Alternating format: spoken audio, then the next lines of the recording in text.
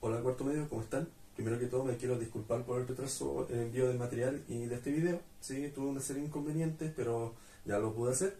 Entonces, en este caso vamos a ver física común, nuestra guía 5 que es de cinemática y dinámica. Recordemos que ya vimos todo el tema de ondas, ¿cierto? Nociones de ondas, tren de ondas, fenómenos ondulatorios, sonido y luz. Nos faltó una parte de ondas que es el tema de las ondas sísmicas, que lo vamos a estudiar en la última clase del módulo de física común. En esta clase, como ya les dije, vamos a estudiar cinemática dinámica. En la siguiente clase vamos a estudiar energía, calor y temperatura. Claramente si estudiamos la energía también vamos a estudiar el trabajo. Y en la última clase, tierra y universo. Respecto a la guía 5, nuestra videoconferencia será el día jueves 8 de octubre de 11 a 12, ¿sí? Entonces, ¿qué vamos a estudiar? La mecánica, ¿sí? Esta es la parte que concentra más preguntas en la prueba de física común. Son aproximadamente de 6 a 8 preguntas. Pero, ¿qué entra en la mecánica? Entra la cinemática, la dinámica y en el módulo electivo entra también un poco de estática, ¿sí? Entonces, en la cinemática nosotros vamos a estudiar el movimiento de un cuerpo, ¿sí? Eso es lo que estudia la cinemática. ¿Qué tipo de movimiento vamos a estudiar? Movimientos con velocidad constante, que se denomina MRU, o movimientos con aceleración constante, que se denomina MRUA. Y además vamos a estudiar aplicaciones, por ejemplo, de movimiento rectilíneo uniforme, vamos a estudiar lo que es el movimiento relativo, y respecto al movimiento rectilíneo uniforme acelerado, es decir, con aceleración constante, vamos a estudiar la caída libre y los lanzamientos, ya sean de forma vertical hacia arriba o vertical hacia abajo. Luego la dinámica. ¿Qué estudia la dinámica? Va a estudiar la causa del movimiento. ¿Y cuál es la causa del movimiento de un cuerpo? La fuerza. Entonces vamos a estudiar qué es la fuerza, ¿cierto? Que en realidad es un vector, que no es una propiedad de un cuerpo, sino es una interacción entre dos cuerpos. Además, las leyes de Newton, que claramente me permiten explicar el concepto de fuerza y los tipos de fuerzas, que son bastante. Vamos a estudiar peso, la fuerza normal, la fuerza elástica, la fuerza de roce, ¿sí? Esos son los grandes tipos de fuerzas que estudiamos. Ah, y la tensión, ¿sí? Las fuerzas de las cuerdas. Y además, para poder estudiar el tema de las fuerzas, vamos a estudiar lo que se llama el diagrama de cuerpo libre, ¿cierto? Que es un diagrama vectorial que me permite representar las fuerzas en un cuerpo para luego estudiarlas, ¿sí? Ver si el cuerpo va a tener una aceleración constante, si va a estar en reposo, etc. Entonces, para la explicación del contenido como tal, voy a ocupar la PPT que le envié a sus correos, que es un poco extensa, ¿sí? Es bien larga, pero es muy conceptual. Hay mucho contenido, pero como tuve que condensar cinemática y dinámica en una sola guía, en una sola presentación, por eso es larga. Bueno, los contenidos de estudio son cinemática y dinámica. Recordemos que la cinemática estudia el movimiento y la dinámica la causa, es decir, la fuerza. ¿Cuál es nuestro aprendizaje esperado? Claramente aplicar conceptos, teorías, leyes y marcos conceptuales de la dinámica y la cinemática para resolver problemas y además explicar fenómenos cotidianos. Los contenidos son movimiento rectilíneo uniforme, MRU, movimiento rectilíneo uniforme acelerado, MRUA, las aplicaciones del movimiento, fuerza, leyes de Newton y tipos de fuerza. Entonces empezamos con el concepto del movimiento. ¿Qué es el movimiento? Es el cambio de posición de un cuerpo respecto a un sistema de referencia. Un sistema de referencia es un marco conceptual que me permite explicar el movimiento. Por ejemplo, yo puedo tener sistema de referencia en reposo o puedo tener sistema de referencia en movimiento. Entonces, cuando yo me muevo, claramente, cuando yo estoy en cierta posición y cambio de posición en el tiempo, ¿cierto? Va a transcurrir un tiempo y todo respecto a un sistema de referencia. Entonces yo puedo clasificar los movimientos según su sistema de referencia en relativos, cuando el sistema de referencia está en movimiento, o absolutos, cuando el sistema de referencia está en reposo. Entonces aquí se muestra un ejemplo que, por ejemplo, yo puedo estudiar un movimiento estando parado o estando en movimiento. Entonces, el movimiento que yo veo en cada caso es distinto. También los puedo clasificar según su trayectoria, en rectilíneos cuando yo me muevo en línea recta o curvilíneos cuando me muevo en forma curva. Entonces hay ciertos conceptos básicos para estudiar el movimiento. ¿Cuáles son?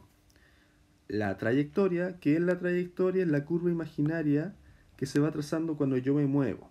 Y si yo mido la longitud de esta curva imaginaria, de este camino, voy a hablar del camino recorrido o distancia recorrida. Y el desplazamiento es un vector que une la posición inicial con la final del movimiento. Por ejemplo, si aquí yo me muevo de Maipú a Las Condes, yo puedo describir muchas trayectorias distintas. Por ejemplo, yo me puedo mover de esta forma, ¿cierto? O me pudiera mover de esta forma, o podría hacer esto también. Entonces yo tengo infinitas trayectorias. Si mido cada trayectoria tengo la distancia, pero, y como está en azul, si yo trazo un vector desde el punto A, que va a ser Maipú, el inicio del movimiento, al punto B, que es Las Condes, yo voy a tener mi desplazamiento. Por lo tanto, el desplazamiento siempre es menor o igual que la distancia recorrida.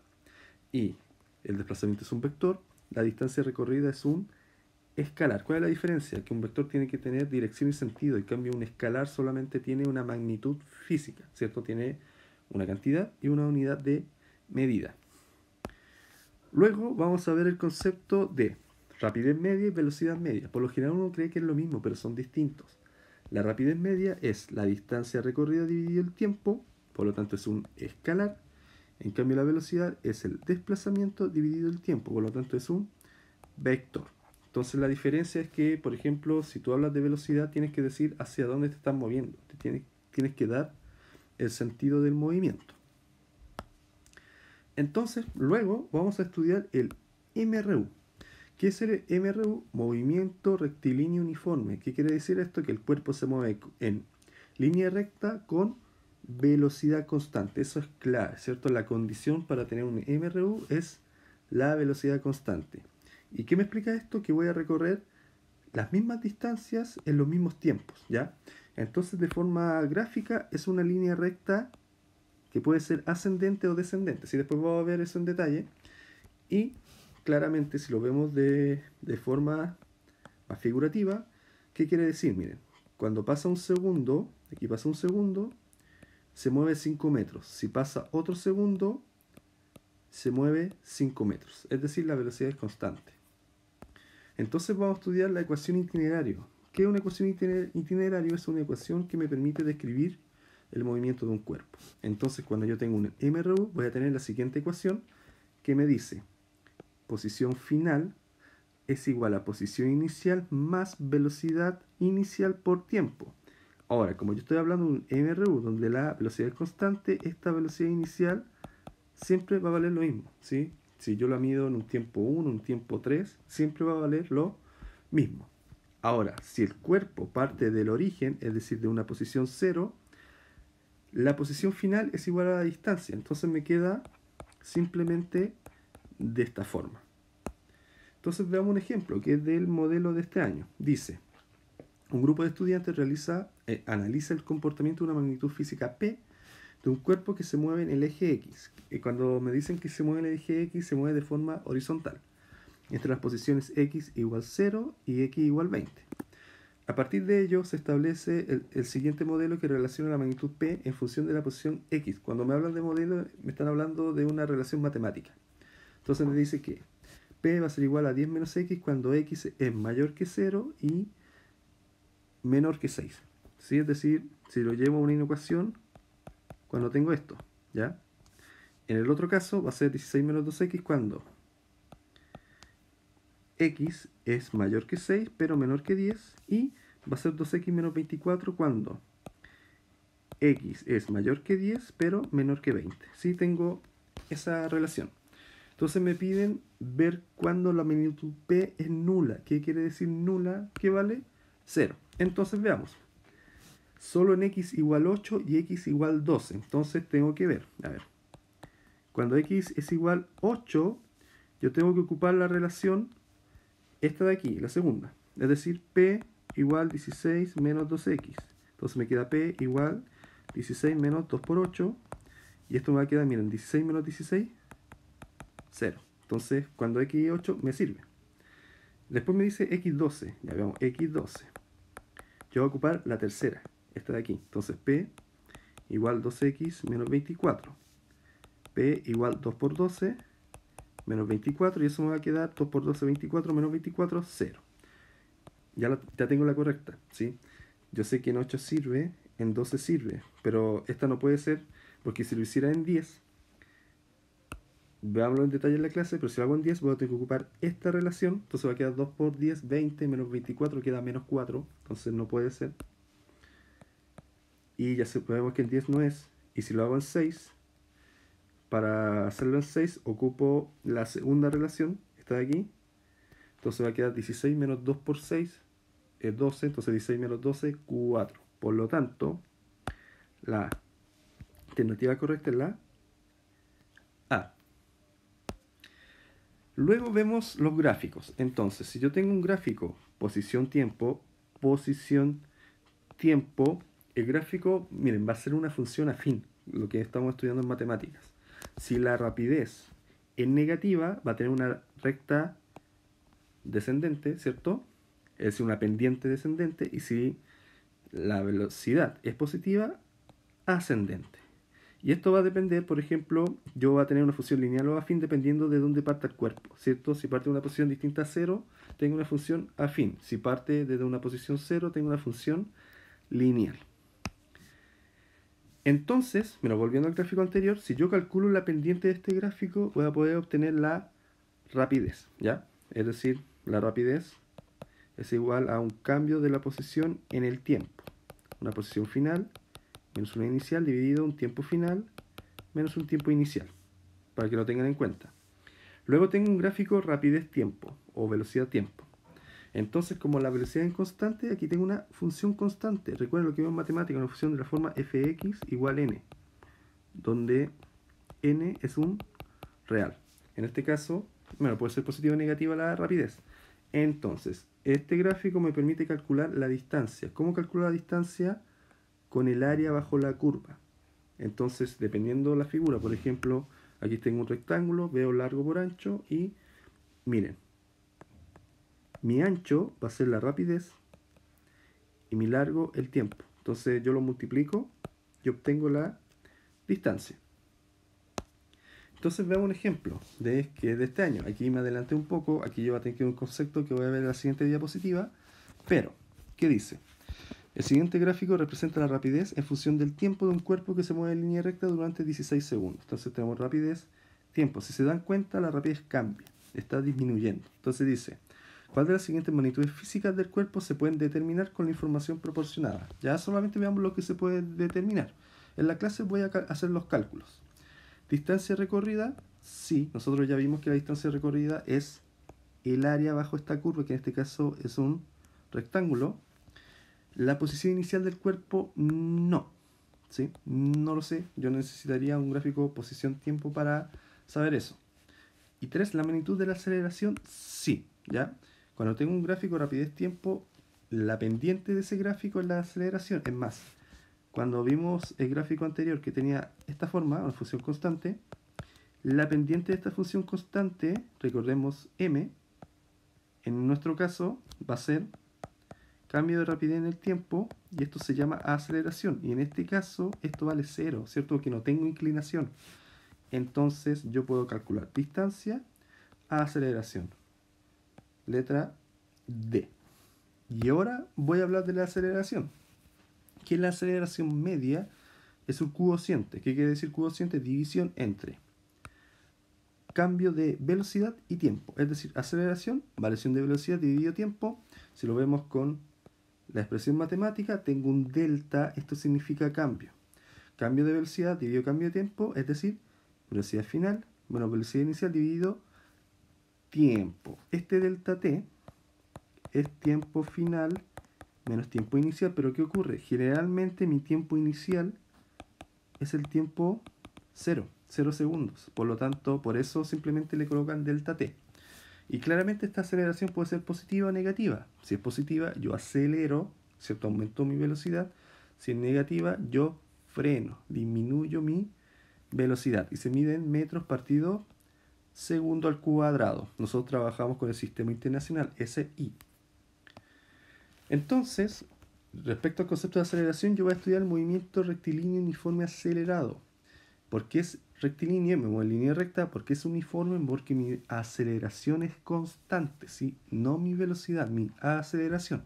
Entonces yo voy a tener un mRUA, que ocurre aquí cuando mi velocidad va aumentando y la velocidad y la aceleración van en el mismo sentido. En cambio, yo puedo tener un movimiento retardado, MRUR, que es cuando yo freno, entonces la aceleración va en sentido contrario de la velocidad. Entonces yo tengo ecuaciones, en este caso son dos y una tercera que en realidad nace de las dos anteriores, que voy a ocupar en un movimiento con aceleración constante. Tengo la ecuación de la posición, que me dice que la posición final es igual a la posición inicial más la velocidad inicial por el tiempo más un medio por la aceleración por el tiempo al cuadrado. Después tengo la ecuación de la velocidad, que me dice que la velocidad final es igual a la velocidad inicial más la aceleración por el tiempo, y si yo la combino, y más que nada esta se ocupa cuando no tengo el tiempo. Generalmente a mí me da el tiempo, es decir, un cuerpo se mueve durante 3 segundos, por ejemplo, pero si no me diera el tiempo, yo ocupo esta expresión que dice velocidad final al cuadrado es igual a velocidad inicial al cuadrado más 2 veces la aceleración por la distancia recorrida. Entonces, vamos a ver los gráficos. Y esto lo vamos a ver en matemáticas. Estos gráficos, si se dieron cuenta, aquí tengo ecuaciones de segundo grado, ¿sí? Funciones cuadráticas. Por lo tanto, va a tener una forma parabólica. El primer gráfico, posición-tiempo, aquí lo hablan como distancia-tiempo, va a ser de la siguiente forma. Si mi aceleración es positiva, va a ser una curva ascendente, donde yo voy a recorrer cada vez mayores distancias en intervalos de tiempo iguales, o si yo tengo una aceleración negativa, voy a recorrer menores distancias en intervalos de tiempo iguales. Luego, el gráfico rapidez-tiempo va a ser una función lineal o afín. Bueno, respecto al gráfico anterior, posición-tiempo, con este yo podría calcular la rapidez del cuerpo, pero la pendiente va cambiando, ¿cierto? Por lo tanto, aquí yo ocupo algo que se llama derivada, que se ocupa en la universidad, ¿sí? O en algún curso de matemática avanzada. Entonces, volviendo al gráfico rapidez-tiempo, yo tengo dos opciones, ¿sí? Mi aceleración es positiva, mi rapidez va a ir aumentando, entonces yo voy a tener una pendiente positiva, o si yo estoy frenando, mi rapidez va disminuyendo, es decir, una pendiente negativa. Igual que en el caso anterior, el área bajo la curva es la distancia recorrida y la pendiente, ¿sí? Esto es importante agregarlo, la pendiente va a ser la aceleración. ¿Por qué? Porque una pendiente, recordemos m, va a ser igual a un cambio, ¿cierto? Un cambio en la componente y dividido una componente x, ¿ya? Pero en este caso mi componente y es la velocidad y la x el tiempo. Y esto de aquí que era la aceleración, ¿sí? Lo estudiamos recién. Y luego tengo un gráfico aceleración-tiempo, que en este caso va a ser una función constante, que puede ser positiva, ¿cierto? Como en este caso, o puede ser negativa. Ahora, este gráfico me permite calcular el cambio de la velocidad, ya un cambio positivo, ¿cierto? Si yo voy acelerando, un cambio negativo, y ¿cómo lo hago? Con el área bajo la curva. Entonces aquí les dejo el primer desafío, ¿sí? Si lo pueden resolver.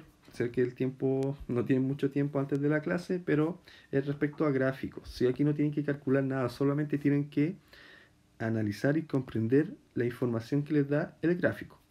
Es de este año este ejercicio. Entonces después pasamos a las aplicaciones del movimiento. Respecto al movimiento rectilíneo uniforme, es decir, movimiento con velocidad constante, tengo el movimiento relativo. ¿Qué es el movimiento relativo? Es cuando yo tengo un sistema de referencia relativo. ¿Qué quiere decir esto? Que se está moviendo. Entonces, por ejemplo, veamos este ejemplo del niño. El niño que está, ¿cierto? No está en el tren y está en reposo, va a ver que esta lámpara se está moviendo, ¿sí? Porque el tren se está moviendo. Pero el conductor del tren no va a ver que la lámpara se está moviendo, además la ve quieta. ¿Por qué la ve quieta? Porque está dentro del tren. Sí, eso pasa a menudo. Por ejemplo, si tú estás dentro del metro, ¿cierto? Estás sentado y el metro se está moviendo, tú no ves que las otras personas se estén moviendo. Pero si tú vieras a esas mismas personas fuera del metro, vas a ver que se están moviendo. Por eso se dice que es un movimiento relativo.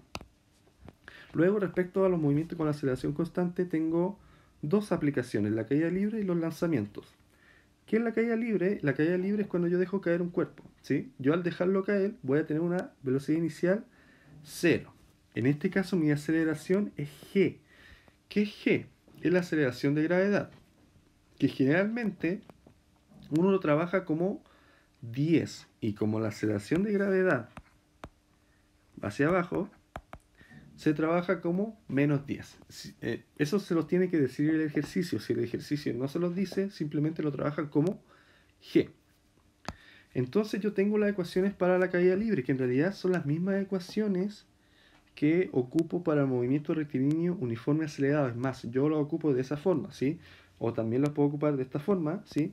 Donde se colocan las condiciones. Yo tengo una rapidez inicial 0, tengo una aceleración igual a g, y mi distancia recorrida va a ser la altura. ¿Por qué va a ser la altura? Porque claramente tú te vas a mover desde una altura h cualquiera hasta el suelo, ¿cierto? Que en el suelo sería mi origen, mi i igual 0. Entonces tú te vas a mover esto de aquí, que en este caso h. Eso es lo que te mueves. Y claramente aquí dice que no tomaba en cuenta el roce. Después vamos a estudiar el roce, que es un tipo de fuerza. Luego tengo el lanzamiento vertical hacia abajo, que la única diferencia con la caída libre es que la rapidez inicial del cuerpo es distinta de cero, porque tú le das una especie de empujón al cuerpo, ¿cierto? Tú lo lanzas. Por lo tanto, las ecuaciones del movimiento en realidad son las mismas, que lo único que cambia que yo voy a trabajar con rapidez inicial distinta de cero. Luego tengo el lanzamiento vertical hacia arriba, ¿cierto?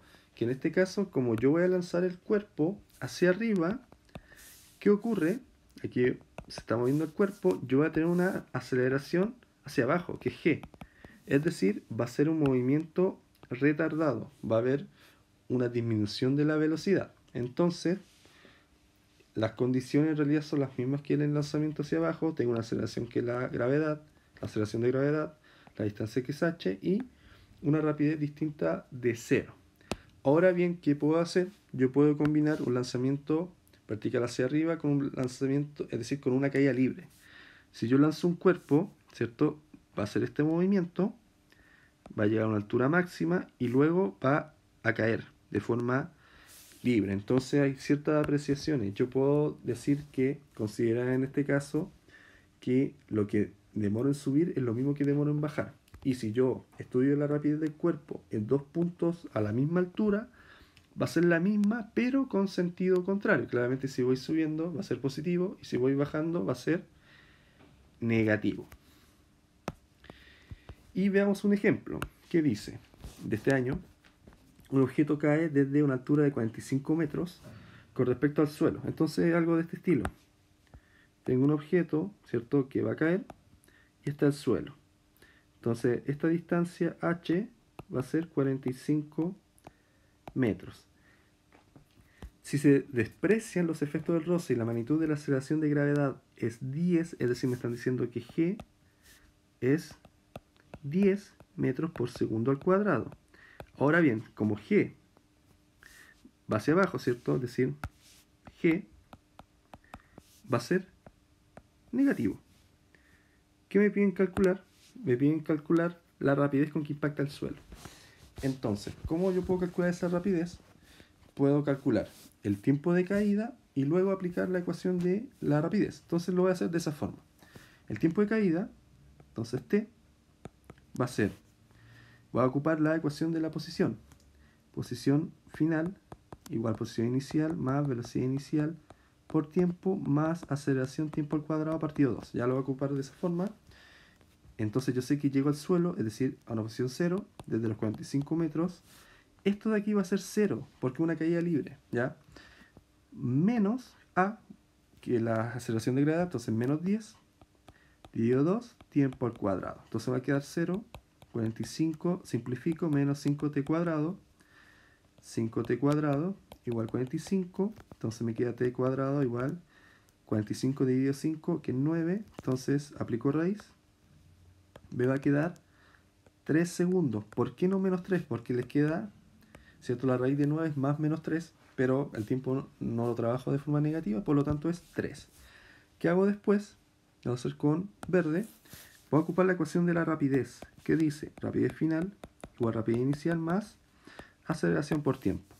Rapidez final desconocida, inicial 0 porque es una caída libre, menos 10 por 3, es decir, menos 30 metros por segundo.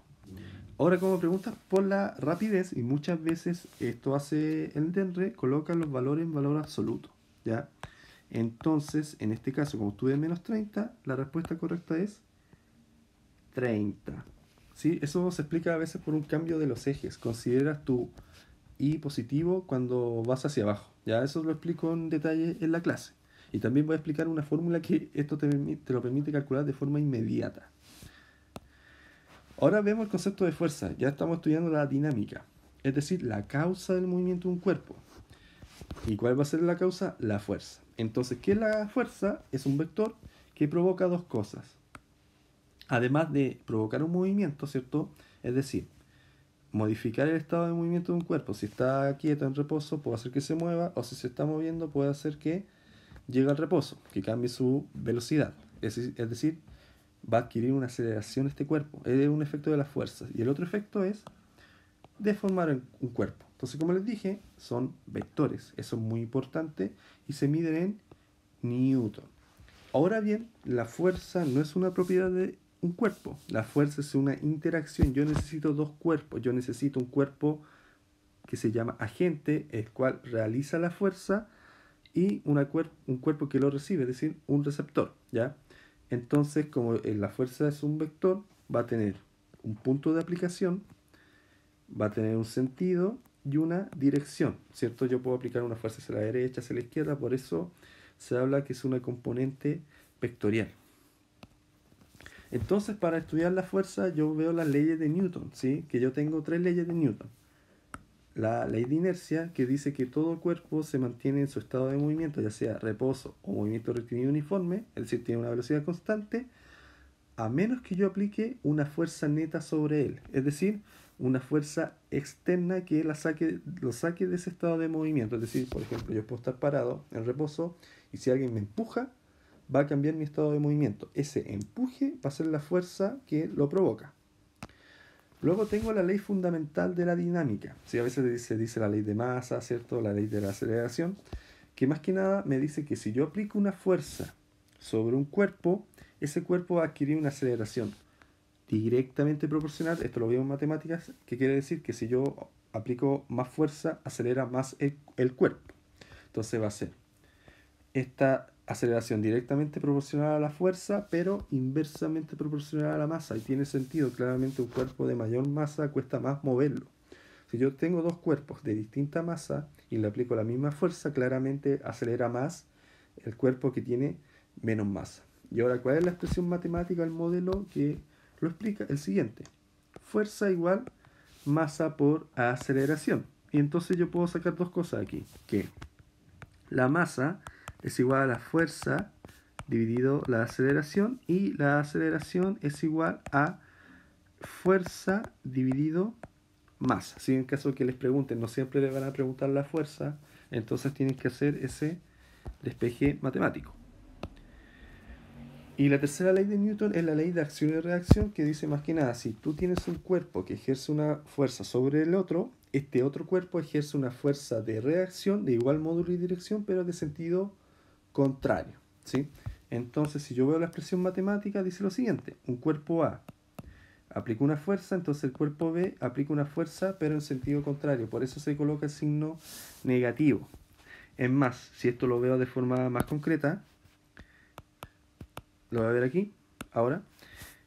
Si un cuerpo A aplica una fuerza al cuerpo B, ¿sí? El agente y el receptor, la fuerza que aplica B sobre A va a ser la misma, pero con signo contrario, ¿sí? Eso es lo que me está diciendo la tercera ley de Newton. Entonces veamos un ejemplo, también de este año. Dice, un cuerpo de 4 kilogramos, es decir, la masa, describe un movimiento rectilíneo uniforme acelerado. Está acelerando a partir del reposo. ¿Cuál es la magnitud de la fuerza neta sobre el cuerpo? Se adquiere una rapidez de 3 metros por segundo en un segundo. Entonces lo primero que va a tener que calcular es la aceleración. ¿Por qué? Porque tengo la masa, pero no tengo ni la fuerza ni la aceleración. Entonces voy a calcular la aceleración. Recordemos que la aceleración era cambio de rapidez en el tiempo. Mi tiempo es un segundo, ¿sí? Y la rapidez, el cambio de rapidez va a ser rapidez final menos inicial. Entonces, la final va a ser claramente los 3. Entonces me dice que esa es la rapidez que adquiere, 3. Y la inicial, ¿qué dice? Parte del reposo, entonces 0. Entonces me queda 3 dividido 1, 3 metros partido segundo al cuadrado. Esa es la aceleración. Y la fuerza, ¿cuál va a ser la fuerza? Recordemos, fuerza igual masa por aceleración, ¿cierto? Bueno, la fuerza y la aceleración vector. Pero en este caso, como no estoy viendo los sentidos como tal, yo puedo hablar simplemente de forma escalar, es decir, sin el vector. Entonces digo que la fuerza es igual a la masa por aceleración. Es decir, me va a quedar masa, que es Q4, por aceleración, que es 3, es decir, 12 newton. Y está resuelta. Alternativa A. Luego, para poder estudiar las fuerzas sobre un cuerpo, porque mira, un cuerpo está afecto a varias fuerzas, yo voy a ocupar algo que se llama diagrama de cuerpo libre. Entonces, el diagrama de cuerpo libre es una representación gráfica que me permite ver las fuerzas que actúan sobre un cuerpo. Entonces, ¿qué tenemos que hacer para construir un diagrama? Ver la hipótesis del movimiento. ¿Qué quiere decir esto? Si el movimiento va a ser rectilíneo uniforme acelerado, si va a ser rectilíneo uniforme, ¿cierto? Velocidad constante, etc. Esos datos los da el problema. Después dibujamos las fuerzas sobre el cuerpo, ¿sí? Entonces colocamos el cuerpo, podemos colocarlo, por ejemplo, como una partícula, ¿cierto? Sobre esa partícula vemos las fuerzas que se ejercen sobre el cuerpo y luego planteamos la ecuación según la segunda ley de Newton, que dice que la fuerza neta es igual a la masa por la aceleración. Esto lo hacemos por cada eje. ¿Por qué por cada eje? Porque el cuerpo se puede mover de forma vertical o horizontal, ¿sí? Entonces por eso dice cada eje. Entonces, aquí tenemos ejemplos, ¿sí? Por ejemplo, en este caso estas dos personas empujan la caja en el mismo sentido, entonces tú dibujas las dos fuerzas hacia el mismo lugar. En este caso tienen sentidos contrarios, entonces se dibuja en sentido contrario las fuerzas. En este caso, uno la empuja de forma horizontal y la otra persona de forma vertical, entonces hacemos este esquema, ¿cierto? Que hay una suma vectorial.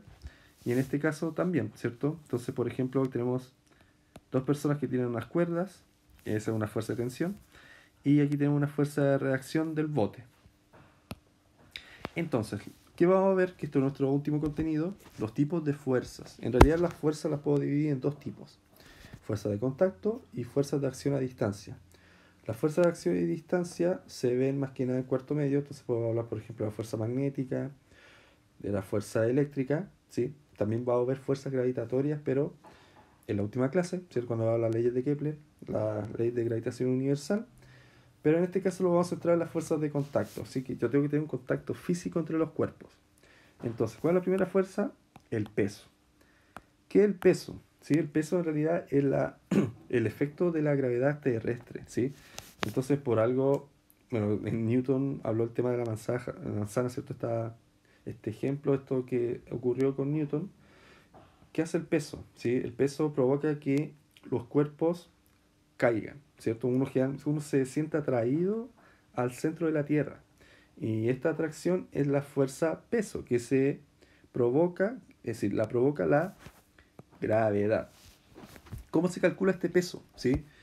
Como yo dije, va hacia abajo, ¿cierto? Se dirige hacia abajo. Es simplemente la masa del cuerpo por la aceleración de gravedad. Entonces, por lo general, el peso va a ser igual a 10m. 10 por la masa, porque sobre todo en prueba de transición PSU, dicen que la aceleración de gravedad es aproximadamente 10 metros partido segundo cuadrado, ¿cierto? Entonces, generalmente menos 10, ¿cierto? Porque como apunta hacia abajo. Entonces simplemente tomamos nuestra masa y la multiplicamos por 10. Y ahí calculamos el peso. Por lo tanto, el peso y la masa es distinto. El peso es una fuerza, es un vector. En cambio, la masa es simplemente la cantidad de materia, un escalar. Por lo tanto, la masa y el peso son distintos. Luego tengo la fuerza normal. ¿Qué es la fuerza normal? Es la fuerza de reacción que ejerce una superficie sobre el cuerpo que está sobre ella. Por lo tanto, lo común es que la fuerza normal va hacia arriba, ¿sí? Va hacia arriba. ¿Por qué? Porque aquí hay un cuerpo que está sobre esta superficie. Entonces, ¿qué va a hacer la superficie? Va a reaccionar al cuerpo que está sobre ella. Por eso es de esa forma, perpendicular, ¿cierto? Va hacia arriba en este caso. Pero, si yo tuviera un plano inclinado, por ejemplo, un plano inclinado de esta forma, aquí tengo el cuerpo, la fuerza normal no va hacia arriba, va de esta forma, ¿sí? Perpendicular, porque aquí genero el ángulo recto. Eso es importante tenerlo en cuenta. Lo otro es que comúnmente no siempre la normal va a ser igual al peso, ¿sí? Es decir, van a tener distintos sentidos, pero el valor va a ser el mismo. Esto se da generalmente en estos casos, ¿sí? Cuando yo tengo una superficie horizontal, pero si tuviera una superficie inclinada, como en este caso, no va a ocurrir eso. Ya eso es importante saberlo. Luego tengo la tensión. La tensión ocurre en cuerdas, ¿cierto? Aquí tengo cuerdas que tienen dos características ideales. Inextensibles, es decir, que no se pueden estirar, y que no tienen masa. ¿Ya? Esas son dos condiciones para que pueda trabajar la tensión. Entonces la tensión, ¿cierto? Es lo que provocan las cuerdas. Entonces, miren, ¿qué ocurre aquí? Este cuerpo, ¿cierto? Va a tender a bajar, entonces la tensión va hacia arriba, ¿cierto? Este cuerpo, si el otro baja, va a tender a moverse, ¿cierto? En ese sentido, pues la tensión va en sentido contrario. La tensión como tal no tiene una fórmula. Yo la tensión la obtengo a partir de las otras fuerzas presentes sobre el cuerpo. Luego tengo la fuerza de roce. ¿Qué es la fuerza de roce? Bueno, es una fuerza que supone el movimiento entre superficies de contacto, ¿sí? Generalmente se dice que si hay mayor roce, me cuesta más moverme. Es decir, por ejemplo, los autos de carreras tienen que evitar el roce con el aire, ¿cierto? Disminuirlo. Por lo tanto, por eso tienen alerones, por ejemplo. Y esta fuerza de roce va a ser proporcional a la fuerza normal. ¿Por qué a la fuerza normal? Porque era la fuerza de reacción de la superficie. Y también va a depender del material.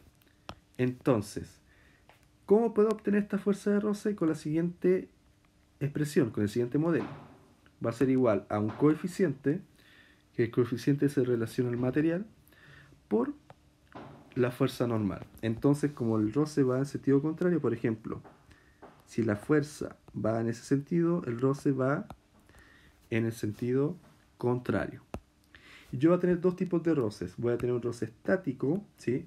Estático es cuando yo estoy en reposo, ¿sí? El cuerpo está en reposo, aún así existe un roce. Y si está en movimiento el cuerpo, va a haber un roce cinético. Entonces, en realidad, ¿cómo se calculan los roces? Estático y cinético es exactamente lo mismo, pero va a ser un coeficiente de roce estático por la normal, ¿sí? Entonces ese es el primer caso. Luego, el cinético va a ser un coeficiente de roce cinético por la normal. Siempre es importante tener en cuenta que este roce va en sentido contrario al movimiento. Y si yo tengo un roce estático, como en este caso, no quería, ahora sí. Si yo aplico una fuerza, miren, aquí, para tratar de mover el cuerpo, el roce va en sentido contrario, que en este caso es un roce estático. Y en este caso, como yo estoy tirando, ¿cierto?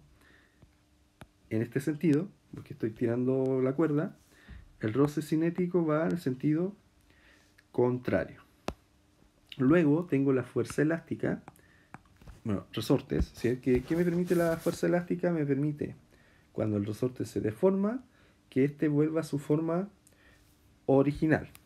Entonces, ¿cómo puedo obtener esta fuerza elástica? Con la siguiente ecuación, con el siguiente modelo. menos K. ¿Qué es K? La K es la constante de elasticidad del cuerpo. Es un valor constante que no cambia, que depende del material del cuerpo, ¿cierto? De las características del cuerpo. Por delta X, que el delta X va a ser un cambio de posición, es decir, posición final menos inicial. Es decir, yo voy a ver cuánto se estira el resorte. En realidad es el estiramiento del resorte, nada más que eso. Entonces ese estiramiento lo multiplico por la constante, que es un valor que les tienen que dar, y voy a obtener la fuerza elástica. Ahora, ¿por qué es menos K? Porque la fuerza elástica se opone a la deformación del cuerpo, ¿cierto? Recordemos que el cuerpo se deforma, pero la fuerza elástica lo vuelve a la forma original. Y si lo veo de forma gráfica, voy a tener un gráfico fuerza-deformación y la pendiente de este gráfico, la pendiente, es decir, M, va a ser igual a K. Es que si les piden calcular K, tienen que calcular la pendiente. Es decir, K va a ser igual a fuerza dividido deformación. ¿Sí? Así voy a obtener K. Luego simplemente le dar el sentido negativo colocando el signo menos. ¿Ya? Pero así se calcula K. Y aquí está el ejemplo. ¿Sí? Está la forma de calcularlo. Aquí lo ven, por ejemplo, que aquí tengo un peso, ¿cierto? Un cuerpo con masa, entonces va a ejercer un peso y va a hacer que el cuerpo se deforme, y les permite explicar cómo se calcula la constante, que en este caso mg va a ser el peso, que en este caso es mi fuerza. ¿Sí? Esa es la única diferencia. Entonces,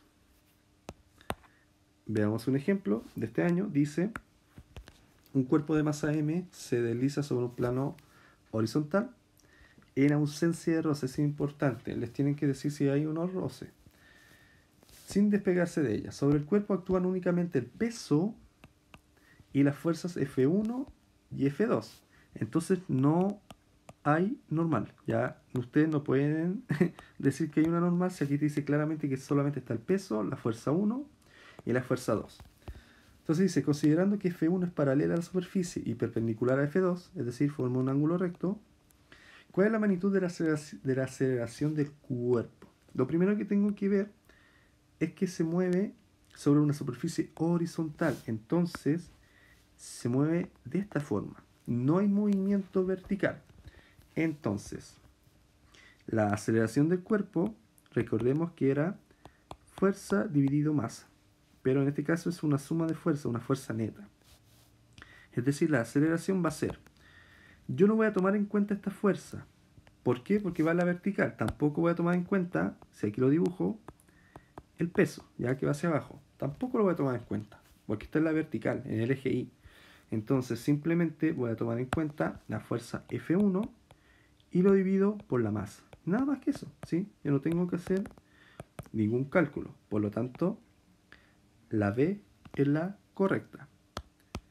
Y luego, veamos otro ejemplo. Dice, un cuerpo cuyo peso tiene magnitud P, entonces tenemos el peso, se encuentra en reposo sobre una superficie horizontal mientras sobre él actúa una fuerza de roce de magnitud F. Es decir, este roce es un roce estático. ¿Sí? Eso es importante saberlo porque el cuerpo está en reposo. ¿Cuál de las siguientes afirmaciones es correcta en relación a las fuerzas que actúan sobre el cuerpo? Entonces tengo una superficie horizontal que tiene roce, ya así se dibuja el roce. Hay un cuerpo que está en reposo, si este cuerpo está en reposo, y hay una fuerza de roce estático. Entonces, por ejemplo, voy a dibujarlo hacia allá. Ahí va la fuerza de roce estático, si esto es estático.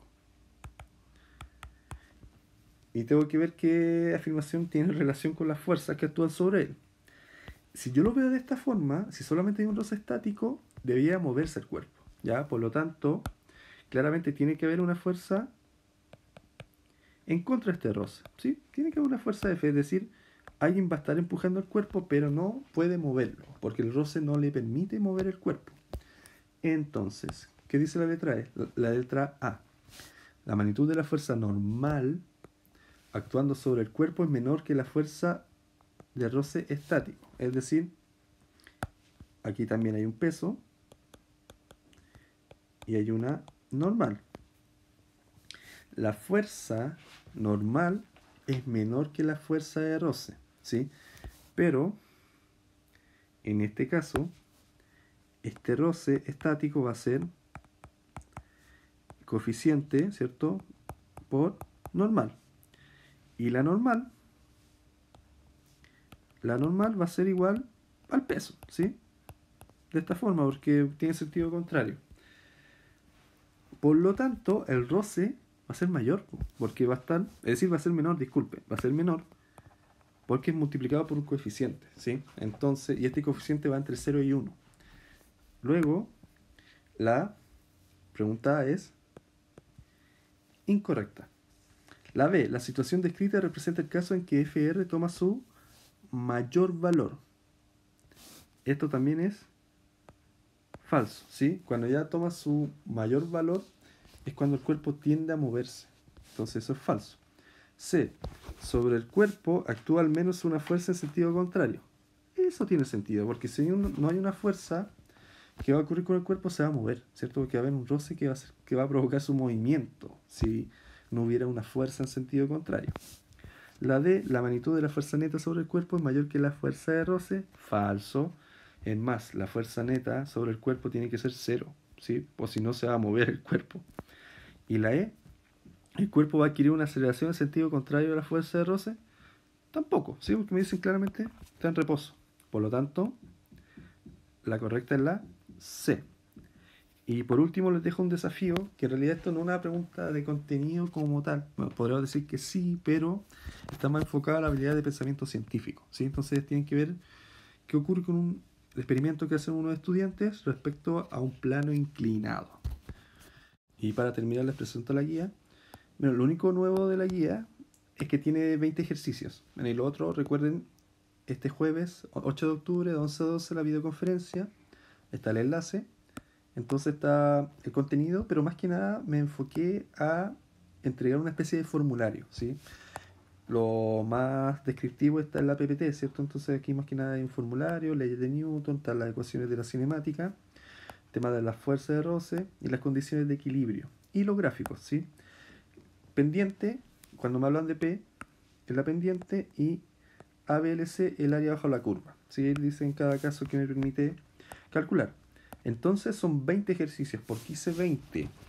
Porque como estoy trabajando ya, por ejemplo, en este caso, 2 contenidos en una sola guía, clase, y para que puedan ejercitar bastante al respecto, hice 20, ¿sí? Es más, el mini ensayo también va a tener 20 ejercicios, por lo tanto, para que se vayan acostumbrando. Entonces, aquí están los 20 ejercicios. Hay ejercicios de comprensión de contenido, otros de cálculo como tal, también de análisis de gráfico, y también hay algunas preguntas de habilidades de pensamiento científico. Por ejemplo, la 11 y la 20, si no me equivoco, son de pensamiento científico. Bueno, eso es todo. En la clase del jueves voy a aclarar respecto al mini ensayo, ¿cierto? Cuándo lo voy a enviar.